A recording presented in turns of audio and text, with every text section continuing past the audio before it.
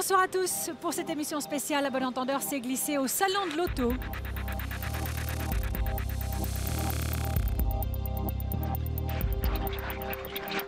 Les voitures de demain seront propres, nous dit-on, formidables. En attendant, à bon entendeur vous révélera ce soir que les chiffres de consommation d'essence et de rejet de CO2, les chiffres actuels annoncés par les constructeurs automobiles, sont souvent sous-estimés.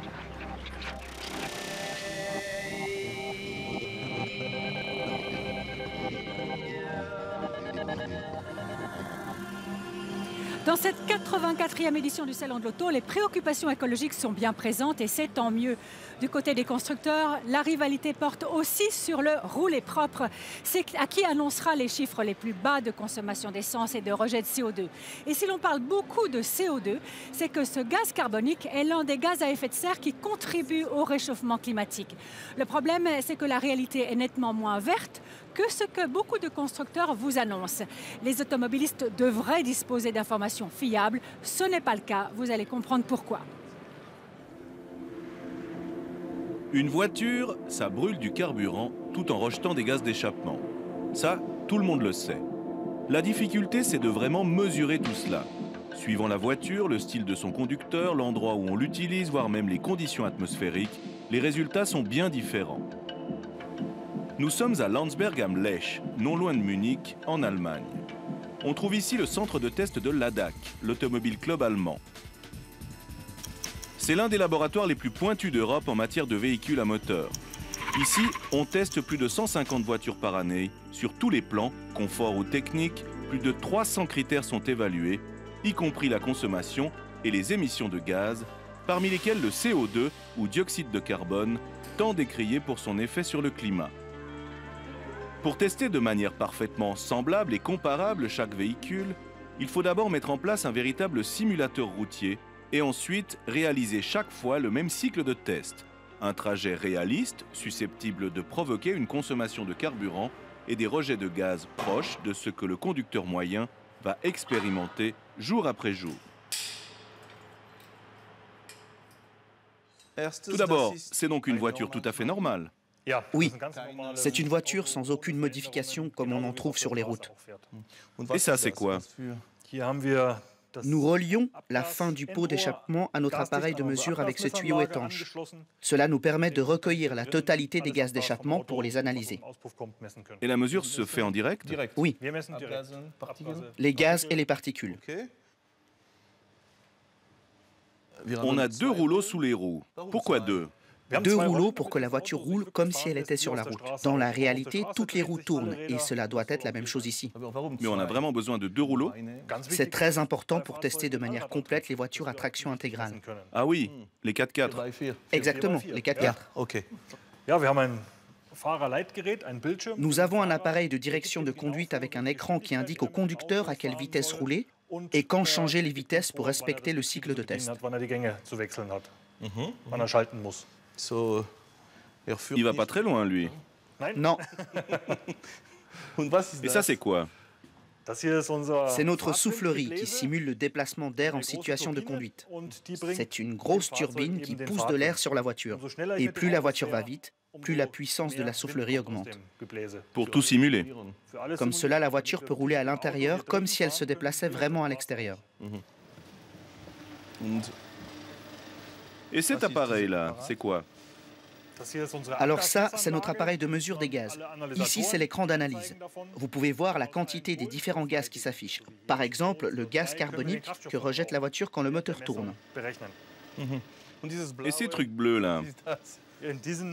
Dans cette armoire, on voit les sacs qui collectent les gaz pendant les tests. Ils sont toujours remplis par paires. Par exemple, quand on simule une conduite en ville, l'un des deux collecte les gaz dilués qui sortent de l'auto et l'autre l'air de l'environnement. Comme cela, on peut différencier les gaz qui proviennent du moteur et ceux qui étaient déjà dans l'air ambiant. Lui, c'est Steve Mesdag. Il connaît bien ce banc de test. C'est l'un des experts automobiles de l'association de consommateurs européenne Euroconsumers. Il se rend plusieurs fois par année à Landsberg pour superviser les tests qui seront publiés dans les revues du groupe. Il suit donc l'évolution de la consommation et les rejets des moteurs depuis longtemps.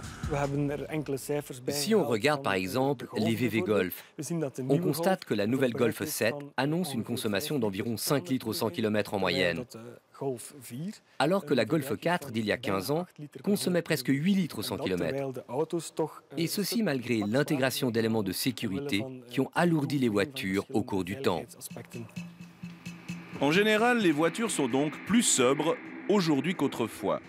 Mais pour Steve et les organisations de consommateurs européennes, le vrai problème est ailleurs. Le problème, c'est que le cycle de test d'homologation utilisé par les constructeurs de voitures et par l'Union européenne n'est pas suffisamment réaliste et sous-estime systématiquement la consommation et les émissions des voitures par rapport à une utilisation normale. C'est pourtant ces résultats qui sont utilisés par les constructeurs dans les fiches techniques de leurs véhicules. Ce cycle de test, le NCEC, date de 1973. Il fait uniquement parcourir à la voiture 11 km en 18 minutes à la vitesse moyenne de 33,6 km/h. Les accélérations entre les différentes vitesses constantes sont faibles et la voiture ne roule que 10 secondes à 120 km/h sur toute la durée du test. Pas très réaliste. Euroconsumer et l'ADAC testent donc les voitures autrement. Nous pratiquons différents cycles de conduite. Dans notre écotest, nous réalisons en premier lieu le test habituel d'homologation européen pour déterminer si la voiture est vraiment neuve et en bon état. Ensuite, on réalise un cycle autoroutier qui monte jusqu'à 130 km/h au maximum pour tester comment fonctionnent les systèmes d'échappement et quels gaz sont rejetés à de plus hauts régimes. Et finalement, nous pratiquons le nouveau cycle de test mondial harmonisé pour tester aussi comment se comporte le véhicule face à une procédure que les constructeurs ne pratiquent pas encore. Nous ne nous limitons pas seulement à la mesure des émissions de CO2 de la voiture. Nous tenons compte également du CO2 induit par la production du carburant consommé par la voiture. Pour l'électricité, nous calculons la quantité de CO2 émise par la production d'un kilowattheure. Et pour le carburant normal, le CO2 émis pour fabriquer 1 litre de carburant. Avec cette approche plus réaliste, la consommation et les rejets de nos voitures prennent sacrément l'ascenseur par rapport aux chiffres des constructeurs. Voici quelques exemples. Une Golf 1,4 litre Highline consomme 5,57% d'essence en plus et rejette 28,33% de CO2 en plus qu'annoncé. Une Range Rover 4,4 litres SDV8 consomme 8,85% de carburant en plus et émet 32,75% de plus de dioxyde de carbone. Une Renault Clio DCI 90 brûle 25,55% de diesel en plus et rejette 52,63% de plus de CO2 que les chiffres officiels. Et pour finir, une Toyota Auris Touring Sport 1,8 hybride consomme 34,05% de plus et émet 62,35% de plus de dioxyde de carbone qu'annoncé. Ce qui fait passer cette voiture de 85 grammes de CO2 par kilomètre à 138 grammes par kilomètre effectif. Étrange, non, pour une voiture hybride?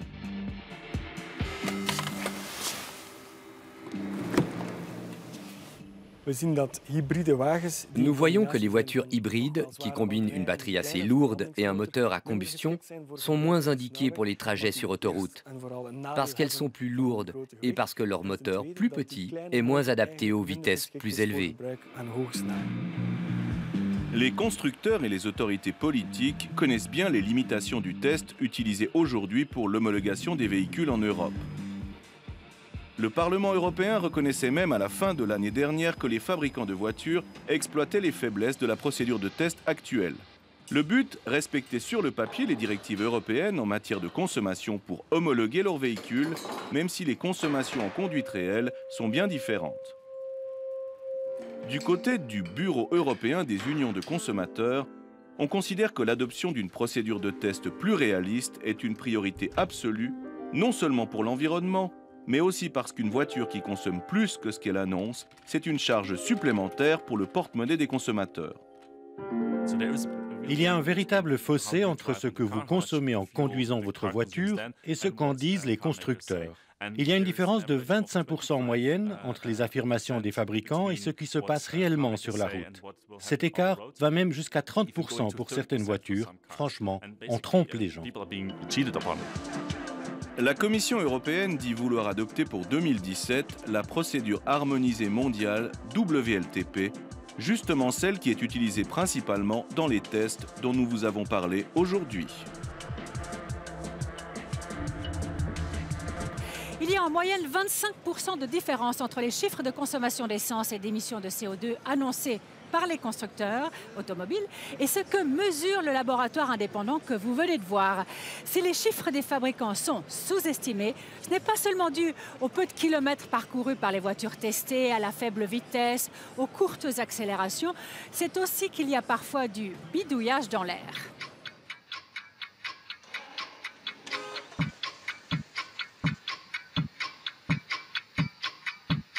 Des voitures qui consomment plus que ce qui est annoncé par les constructeurs, c'est autant de dépenses supplémentaires pour les automobilistes. Cela se chiffrerait en centaines d'euros par an. Voilà ce que dénonce Transport et Environnement, une organisation basée à Bruxelles et qui milite pour des transports durables. Elle regroupe une cinquantaine d'organisations nationales, ce qui lui donne les moyens de mener de grandes enquêtes et de batailler ferme contre les puissants lobbies d'automobiles. Ce qu'elle a révélé dans un tout récent rapport est choquant. Elle affirme que les constructeurs manipulent les tests en laboratoire et les tests routiers de leurs véhicules. Greg Archer est l'un des auteurs de cette étude. Nous avons fait tester 6 voitures, en suivant exactement la même procédure de test que les constructeurs. Mais nos résultats ont montré que la consommation de carburant et les émissions de CO2 étaient 19 à 28% supérieures aux tests officiels.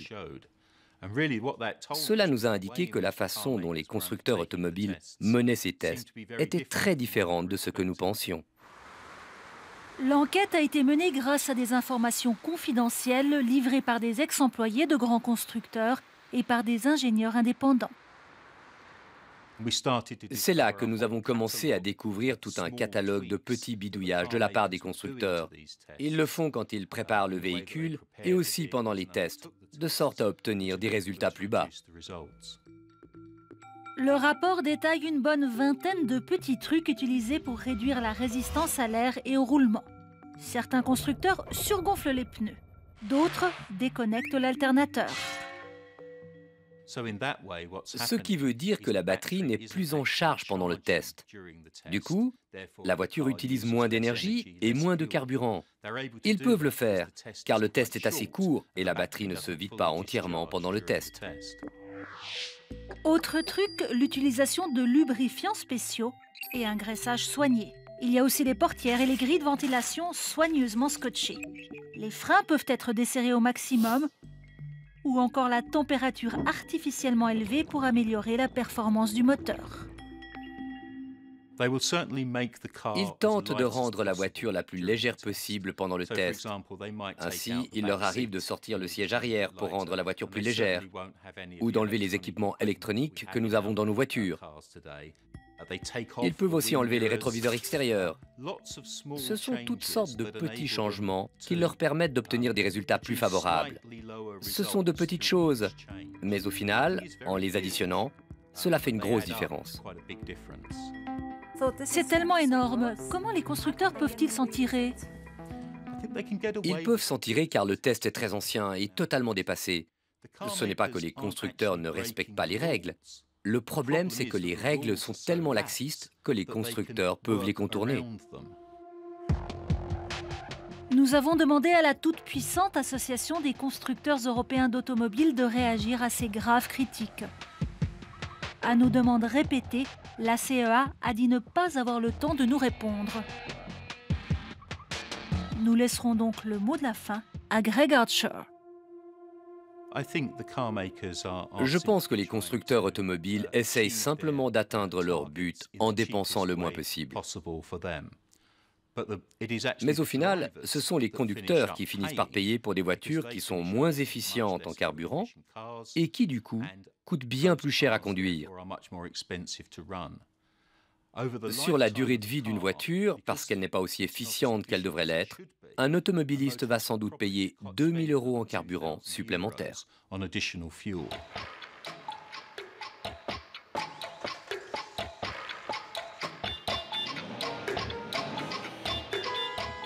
Les consommateurs dépensent davantage en essence et polluent davantage que ce que les constructeurs disent, en tout cas beaucoup d'entre eux. Eh bien, ces constructeurs, nous avons voulu évidemment les entendre. Nous avons écrit à 12 marques, certains n'ont même pas accusé réception. Mais vous, monsieur Marc Bocquet, vous nous avez répondu, vous avez accepté notre invitation. Merci beaucoup. Bonjour. Vous êtes le responsable de la communication internationale de Peugeot. Entrons dans le vif du sujet. Alors, la comparaison entre vos chiffres et ceux du laboratoire indépendant d'ADAC a porté sur une petite citadine très vendue. C'est la 208-68 VTI active, très vendue, je le disais. Elle a été testée en 2013. Cette comparaison montre des choses intéressantes. Alors, en consommation d'essence, le consommateur dépense 24,41% de plus 41% de plus d'essence que ce que vous annoncez. Et en termes d'émissions de CO2, c'est 46,46% de plus que ce que vos chiffres annoncent. C'est énorme. Comment est-ce que vous expliquez ça ? C'est en fait tout à fait normal, c'est parce qu'on compare des choses incomparables. Lorsque vous faites de la mesure en matière de consommation, c'est quelque chose d'extrêmement exact. Nous obéissons donc aux réglementations européennes, c'est le législateur qui les définit, pas nous. Les mesures sont faites sur des bancs certifiés ISO, avec les meilleures technologies du monde, et dans le cadre de la réception européenne. Oui, mais on a vu dans le sujet qui vous précède que les constructeurs européens, en tout cas, s'arrangent pour utiliser les failles de ce texte, pour alléger au maximum les voitures, finalement, pour enlever tout ce qui consomme de l'énergie. Les voitures que vous testez ne sont pas celles qui sont vendues. Je ne sais pas ce que ça veut dire exploiter les failles. En l'occurrence, par rapport à la législation et son exécution, c'est strictement impossible. Les voitures que nous fournissons au moment des tests sont fournies pour la France, à une institution qui est certifiée par l'Union européenne, qui est l'UTAC, et nous devons fournir des voitures qui sont 100% conformes au cahier des charges. Absolument, mais tout le monde le reconnaît, le Parlement, les grands clubs européens, ce test est trop vieux et il permet aux constructeurs d'utiliser des tas de trucs finalement pour alléger le poids, comme je l'ai dit, et finalement avoir des résultats qui sont loin de la réalité, de la conduite de monsieur, madame, tout le monde dans la réalité.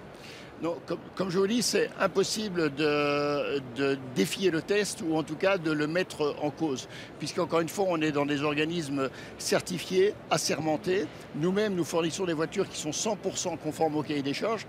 Et la réalité pour laquelle, par exemple, vous trouvez une mesure différente entre l'ADAC et nous-mêmes, c'est extrêmement simple. C'est parce que le test de l'ADAC se fait dans un corridor d'utilisation physique de la voiture qui est différent du test de l'Union européenne. Mais un corridor qui représente la vraie réalité et pas les tests de ce test trop ancien. Tout le monde le dit, le Parlement et même les ministères des Transports qui financent le test de l'ADAC. Quand il sera remplacé, tout le monde le souhaite. La Commission européenne le souhaite en 2017. Les organisations de consommateurs aussi le demandent le plus vite possible. Un test plus fiable, plus sérieux, plus proche de la réalité. Vous êtes opposé à un nouveau test ou vous l'admettrez ? Écoutez, nous sommes un constructeur automobile légaliste, comme d'ailleurs l'ensemble de la communauté des constructeurs. Si les règles des tests changent, nous les appliquerons. Nous, notre rôle, c'est d'apporter aux consommateurs des véhicules qui ont une consommation qui est normalisée dans le cadre d'un test tel qu'il soit. Mais les chiffres ne sont pas exacts actuellement pour le consommateur qui s'estime trompé, donc il faudra qu'il ait des vrais chiffres à l'avenir. L'information que vous avez donnée sur le CO2, par exemple, elle est trompeuse d'une certaine manière, puisque le test de l'ADAC, il prend l'ensemble de la consommation du puits à la roue. Tandis que le test européen actuellement ne prend que la consommation du réservoir à la roue. C'est pas très réaliste. Donc, peut-être, je n'en disconviens pas. Ce n'est pas à moi d'en discuter. C'est encore une fois au législateur de faire son travail. D'accord. Et donc vous accepterez ce prochain test s'il est introduit en 2017 ou avant? Vous vous effierez? Mais de toute manière, en tant que constructeur, nous nous soumettons aux lois sur tous les marchés sur lesquels nous opérons. Donc le consommateur peut s'attendre à de vrais chiffres dans un proche avenir chez Peugeot, comme chez les autres constructeurs? Oui, en effet, mais les chiffres ne sont pas faux. Les chiffres que nous donnons aujourd'hui ne sont pas faux. Ils correspondent de manière très exacte à un protocole de mesure donné. Mais qui est dépassé. En tout cas, merci pour ces explications. Je vous en prie. Bonne suite de salon à vous et peut-être à très bientôt. Au revoir, merci. Merci beaucoup. Merci. Moins nos voitures polluent, mieux c'est. L'objectif imposé aux constructeurs est précis. En 2015, leurs véhicules neufs ne devront pas émettre plus de 130 grammes de CO2 par kilomètre en moyenne. Ce qui se passera après 2015 est l'enjeu d'une grosse bataille. On va en parler des tenants et des aboutissants en étant confortablement assis. Séquence mobile avec vous, Françoise Valamer, bonsoir. Bonsoir. Vous avez mené cette enquête avec Luc Mariot. Alors très clairement dans cette affaire, il y a des enjeux écologiques louables, mais qui se heurtent à de gros enjeux économiques. Oui, je dirais même qu'il y a une bataille féroce qui est en train de se livrer à Bruxelles. Il faut bien comprendre que les constructeurs, surtout ceux qui produisent des gros cylindres et lourdes polluantes, n'ont aucun intérêt, mais vraiment aucun intérêt à voir plafonner les émissions CO2 de leurs véhicules. Et pourquoi? Ça va leur coûter très cher. Il va falloir investir dans des technologies de pointe pour justement plafonner ces émissions de CO2. Et investir de grosses sommes qui vont se répercuter, on l'imagine bien, sur le consommateur. Oui, là on parle de 1 000 € en moyenne par véhicule. Ça va clairement avoir un impact sur leur compétitivité. Donc on comprend, ça explique vraiment leur résistance. On en voit un exemple actuellement, enfin ces derniers mois à Bruxelles, puisque là de nouveau les constructeurs ont tenté de ralentir une législation qui ne leur convenait pas. L'Union européenne veut baisser à nouveau ce plafond d'émissions de CO2, cette fois à 95 grammes par kilomètre parcouru. Et là, de nouveau, grosse résistance des constructeurs, comme nous l'explique le représentant de l'Union des consommateurs européens à Bruxelles. Depuis 2008, l'industrie et les décideurs politiques discutent de cet objectif de 95 grammes par kilomètre. Ce n'est pas un chiffre avancé au hasard par des écologistes qui veulent protéger l'environnement. C'est techniquement réalisable. Par exemple, l'objectif actuel des 130 grammes par kilomètre, l'industrie s'y est tellement bien préparée qu'elle va y arriver avant 2015. Elle est aussi très proche de l'objectif des 95 grammes. Nous, on pense que l'industrie cherche à gagner du temps parce que ça l'arrange, mais pas parce qu'elle n'arrive pas à atteindre le but demandé. Alors, gagner du temps, on vient de comprendre que les constructeurs allemands d'automobiles ont tout fait pour freiner, diluer cette décision prise en juin dernier par toutes les instances politiques de l'Union européenne. Oui, certaines ONG parlent carrément de sabotage de la part des Allemands qui ont réussi à faire rouvrir ces négociations et à demander notamment un délai de 4 années supplémentaires. En fait, ce que cette affaire révèle surtout, c'est les liens très directs entre la chancelière Merkel et l'industrie automobile allemande. La presse allemande a sorti plusieurs documents confidentiels, notamment un courrier entre Madame Merkel et le grand boss des constructeurs automobiles allemands. Celui-ci demandait à la chancelière, je cite, d'intervenir contre les limites arbitraires imposées par l'Europe. Et elle l'a fait. Un mois plus tard, c'est ce que Madame Merkel a fait et c'est ce que dénoncent les organisations de consommateurs européens à Bruxelles. En juin 2013, il y avait un compromis sur la table sur lequel tout le monde était d'accord, le Parlement européen, la Commission européenne, les États membres. Et juste parce que quelques constructeurs allemands n'étaient pas contents, le gouvernement allemand a dit « on doit rouvrir la discussion, on veut renégocier parce qu'on veut avoir un meilleur deal ». Au final, il y a eu un délai de 6 mois et le compromis adopté n'est pas aussi bon que celui qui avait été négocié en 2013. Cela dit, avec une grosse ou une petite voiture, le conducteur ou la conductrice peut agir sur la consommation d'essence et donc sur son rejet de CO2. Si vous adoptez l'éco-conduite, vous dépenserez moins, vous polluerez moins. Il y a des trucs assez simples que vous expliquent Luc Mariot et Steve Mesdag, responsables des tests mobilité de la plus grande organisation européenne des consommateurs. Alors Steve, ce qu'on aimerait savoir aujourd'hui, c'est comment est-ce qu'on peut limiter notre consommation d'essence, nos rejets de CO2 en conduisant. Alors la première chose quand on est vers la voiture, à quoi on pense en premier? La première chose, Luc, c'est de toujours se demander s'il est vraiment nécessaire de prendre la voiture pour ce trajet. Il y a peut-être des alternatives comme le train ou le bus, et pour des petites distances, à vélo ou à pied. D'accord, là on est en plein milieu de la campagne, on dit qu'il n'y a pas d'alternative. Donc est-ce qu'à l'extérieur de la voiture, il y a des choses à laquelle il faut penser avant de monter? Il faut être très attentif à l'entretien de sa voiture. Une voiture mal entretenue, à la longue, consomme plus de carburant. Le plus important, c'est la pression des pneus. Un léger sous-gonflage, c'est déjà un peu de consommation en plus. D'accord. Puis au niveau des bagages, au niveau de ce qu'on met sur la voiture, sur le toit, est-ce que ça a une influence? Oui, les bagages ont une grande influence sur la sobriété de votre voiture. Par exemple, si vous fixez un vélo sur le toit, votre consommation peut augmenter jusqu'à 40%. Un vélo fixé à l'arrière, c'est 20% de plus. Attention également aux bagages et aux charges inutiles à l'intérieur de la voiture. Chaque gramme de trop consomme inutilement du carburant.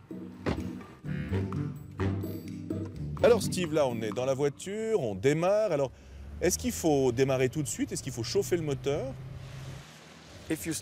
Lorsque l'on démarre, même avec un moteur froid, c'est important de ne pas le faire chauffer à l'arrêt et de se mettre immédiatement à rouler. Ensuite, lorsqu'on accélère, j'imagine qu'on doit accélérer doucement.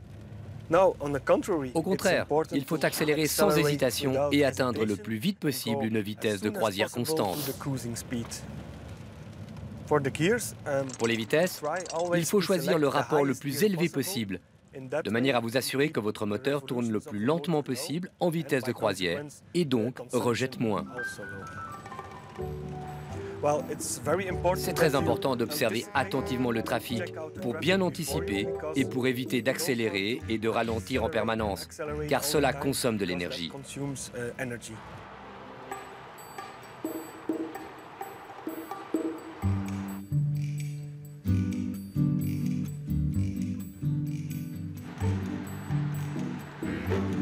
Là, on va arriver bientôt à un stop, à un feu. Comment est-ce qu'on fait pour s'arrêter? On fait quoi au stop? La règle, c'est que pour tout arrêt qui va durer plus de 10 secondes, il vaut mieux éteindre votre véhicule. C'est d'ailleurs comme cela que fonctionnent les systèmes start-stop automatiques des voitures modernes.